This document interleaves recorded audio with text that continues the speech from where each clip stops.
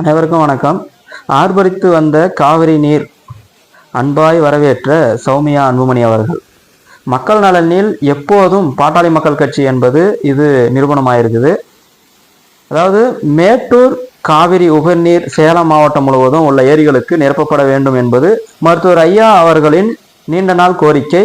அதைத் தொடர்ந்து மருத்துவர் அன்புமணி ராமதாஸ் அவர்களும் அடிக்கடி அங்கே அதனுடைய விழிப்புணர்வு ஏற்படுத்துவது, போராட்டம் நடத்துவது என தொடர்ச்சியாக செஞ்சுட்டு இருந்தார். அந்த வரிசையில் பாட்டாளி மக்கள் கட்சியின் தொடர் போராட்டங்களின் விளைவாக இன்று மேட்டூர் சட்டமன்ற தொகுதிக்குட்பட்ட கோனூர் சண்டைதானம்பட்டி சொக்கன் ஏரிக்கு காவிரி உபநீர் திட்டத்தின் கீழ் நீரேற்று மூலமாக காவிரி நீர் வந்தடைந்தது. அதனையொட்டி மேட்டூர் தொகுதி பாமக சட்டமன்ற உறுப்பினர் சதாசிவம் அவர்கள் மற்றும் சௌமியா அன்புமணி அவர்கள் அந்த பகுதி மக்கள் அனைவரும் ஒன்று திரண்டு உற்சாகமாக மலர் தூவி வரவேற்று பூஜை செய்து வரவேற்றுக்கிறாங்க. இந்த காணொலியை பார்க்கும்போதே உண்மையிலேயே எங்களுக்கெல்லாம் ரொம்ப ஆனந்தமாக தான் இருக்குது. ஆனால் இன்னொரு வகையில் தருமபுரிக்காரனா எங்களுக்கு மிகப்பெரிய வருத்தம் ஒன்று இருக்குது. ஏன் அப்படின்னா, இந்த திட்டம் எங்களுக்கு, அதாவது தருமபுரி மாவட்டம் முழுவதும் அனைத்து ஏரி குளங்களுக்கும் நிரப்பப்பட வேண்டும் என்று மருத்துவர் அன்புமணி ராமதாஸ் தலைமையிலே கிட்டத்தட்ட 2018 மிகப்பெரிய ஒரு போராட்டத்தை நடத்தினோம். அதற்கு பிறகு தொடர்ச்சியாக கலெக்டரேட் போராட்டம், காவிரி உபநீர் திட்டத்தை செயல்படுத்தணும்னு சொல்லிட்டு நடைப்பயணம், விழிப்புணர்வு பிரச்சாரம், அப்புறம் 10 லட்சம் கையெழுத்து இயக்கம், இந்த மாதிரி பெரும்பாலும் தருமபுரி மக்களை யாரை கேட்டாலும் காவிரி உபநீர் திட்டம்னா எல்லாருக்குமே தெரியும். இன்னைக்கு இருக்கிற, அதாவது பொதுவாக ஒரு 15 வயசு உள்ள ஓரளவுக்கு மெச்சூர், அந்த வயசுல இருந்து நீங்க பெரியவங்க அந்த வயசு வேணா இருக்கட்டும், யாரை வேணா கேளுங்க, காவிரி உபநீர் திட்டம்னா என்ன அப்படின்னா அத்தனை பேருக்கும் தெரியும். அந்த அளவுக்கு விளக்கமா அந்த திட்டத்தை பத்தி எக்ஸ்பிளைன் பண்ணி கொண்டு போய் சேர்த்திருக்கிறாரு பாட்டாளி மக்கள் கட்சியோட தலைவர் மருத்துவர் அன்புமணி ராமதாஸ் அவர்கள். ஆனா எங்களுக்கு ஏன் வருத்தம்னா, நாங்க கேட்டோம், எங்களுக்கு கேட்டோம், எடப்பாடி பழனிசாமி அவர் என்ன பண்ணாருன்னா, அந்த டைம்ல 100 ஏரிக்கு சேலம் மாவட்டத்தில் நிரப்புறதுக்கு திட்டத்தை செயல்படுத்தினார். அது எங்களுக்கு சந்தோஷம், மகிழ்ச்சி. ஆனா எங்களுக்கு ஒரு முதல் கட்டமா ஒரு பூஜையை போட்டு ஒரு 100 கோடியை ஒதுக்கி ஒரு கொஞ்சம் தொடங்கி வச்சிருந்தா இன்னைக்கு அடுத்து வந்த ஆட்சியாளருங்க அதை நடைமுறைப்படுத்திருப்பாங்க. எங்களுக்கும், நாங்களும் எங்க ஏரியாவில் இந்த மாதிரி ஏரியில தண்ணி குதிக்கும் போது எவ்வளவு சந்தோஷமா நாங்கள் கொண்டாடி இருப்போம். இப்ப இந்த வருஷம் தருமபுரி மாவட்டம் முழுவதும் மிகவும் வறட்சியா இருக்குது. அதாவது மழையினோட அளவு ரொம்ப ரொம்ப கம்மி ஆயிடுச்சு 2 வருஷமாவே. அது இந்த வருஷம் ரொம்ப மோசமான நிலையில தான் இருக்குது. இப்படி இருக்கும்போது கண்டிப்பா எங்களுக்கு இந்த உபநீர் திட்டத்தை செயல்படுத்தி இருந்தா எங்களுக்கும் ஒரு வரனா இருந்திருக்கும். இந்த பகுதி பெரும்பாலும் மேட்டு வெள்ளாமை, 80% மக்கள் மேட்டு வெள்ளாமையை நம்பிதான் இருக்கிறாங்க.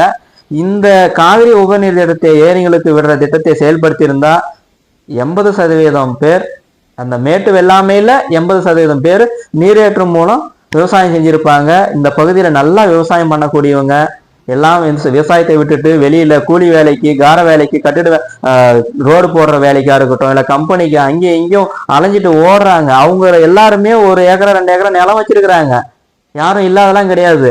ஆனா ஏன் இப்படி வஞ்சிக்கிறாங்கன்னு தெரியல. இந்த முதல்வர் அதாவது இப்ப இருக்கிற முதல்வருக்கு இப்ப சமீபத்துல கூட தருமபுரியில ஏதோ திட்டம் தொடங்குறேன்னு சொல்லிட்டு வந்தாரு.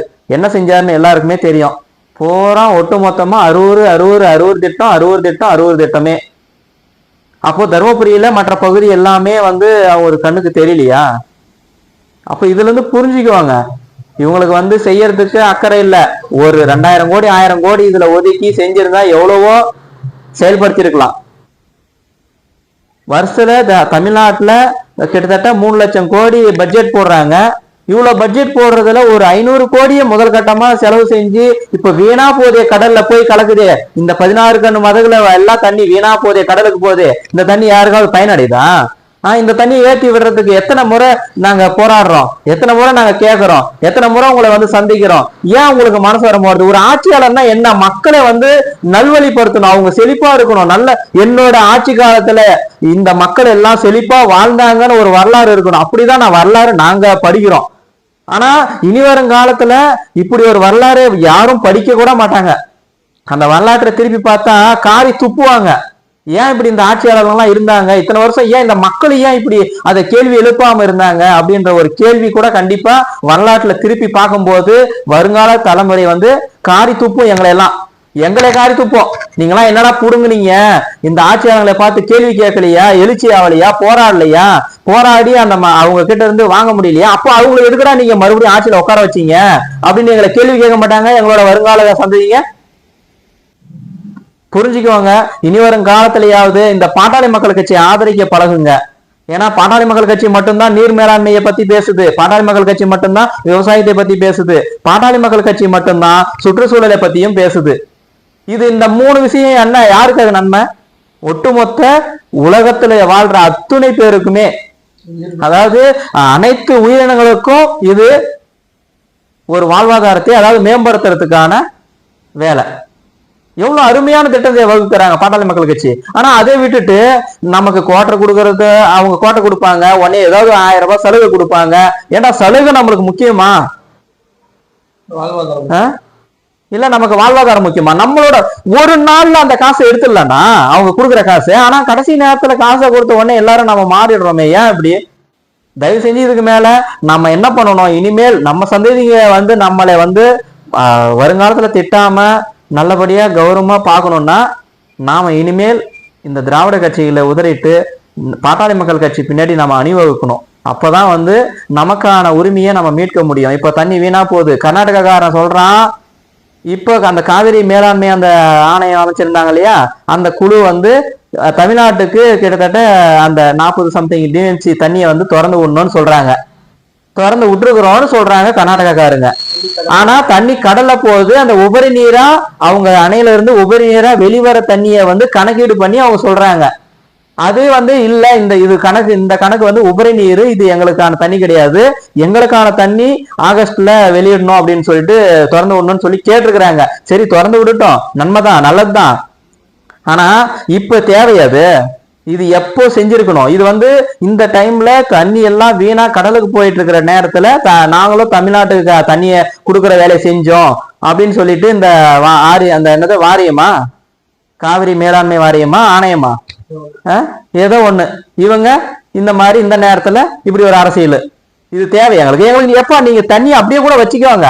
இப்ப மழை வந்து எல்லாம் வீணா போயிட்டு இருக்குது, இப்ப நீங்க திறந்து விட அடுத்த மாசம் திறந்து விடுறதுக்கு திட்டம் போடுறீங்க, அது திறந்து விட்டு எங்களுக்கு என்ன தேவையா? அடைச்சி வச்சுக்கோங்க, இன்னும் கூட இன்னும் உயர்த்தி ஏதாவது ஒண்ணு பண்ணி அடைச்சி வச்சுக்காங்க. என்ன ஒரு நியாயம் இதெல்லாம்? ஒரு உரிமையை ஒரு மாநிலத்துக்கு ஒரு உரிமையை வந்து சரியா சமமா பகிர்ந்துக்கணும். அந்த உரிமையை கூட சரியான நேரத்துல வறட்சியா இப்ப குறுவை சாகுபடி எல்லாமே விளைச்சல் இல்லாம போயிட்டு இருந்துச்சு, தண்ணி இல்லாம வறண்டு போச்சு, மேட்டூர் அணையே வறண்டு போச்சு. இந்த சூழ்நிலையில தண்ணி திறந்து விடாம அப்படியே வச்சிருந்துட்டு கொடுக்க வேண்டிய உரிமையை கொடுக்காம அப்படியே வச்சிருந்துட்டு இப்ப தண்ணி மழை பெஞ்சு அங்க ஊத்துது, உடனே அங்க புள்ள எல்லா அணையும் நிரம்பிடுச்சு, நிரம்பி அதுவா வெளியே வருது, நீங்க என்ன திறந்து விட்டீங்க? அப்போ இது யார் கேட்கணும்? ஆட்சியாளர் கேட்கணும்.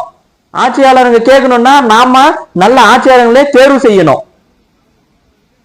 இனி வரும் காலத்தில் பாட்டாளி மக்கள் கட்சியை ஆதரியுங்கள். அடுத்த காணொலியில் சந்திப்போம். நன்றி, வணக்கம்.